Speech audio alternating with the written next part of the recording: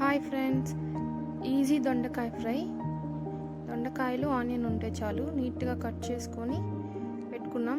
Oil పోసుకొని పాన్లో oil heat అయ్యాక ఆవాలు, ఉద్దిపప్పు, జీలకర్ర, పచ్చెనగపప్పు, కరివేపాకు వేసుకొని బాగా వేయించుకోవాలి.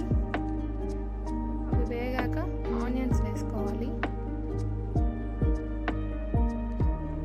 ఆనియన్స్ మగ్గడానికి ముందుగానే కొంచెం సాల్ట్ వేసుకొని బాగా వేగించాలి.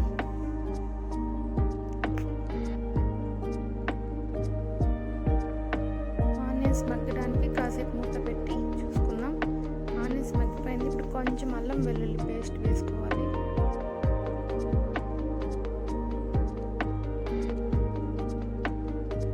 ఇప్పుడు కొంచెం పసుపు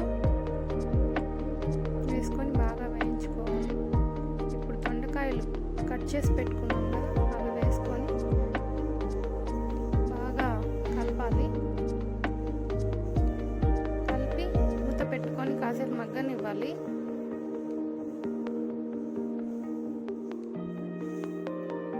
కాసేపు మగ్గాక పసుపు ఆల్రెడీ వేసుకున్నాం, ధనియాల పొడి, కారం వేసుకొని బాగా కలుపుకోవాలి. ఎంతో టేస్టీగా ఉండే దొండకాయ ఫ్రై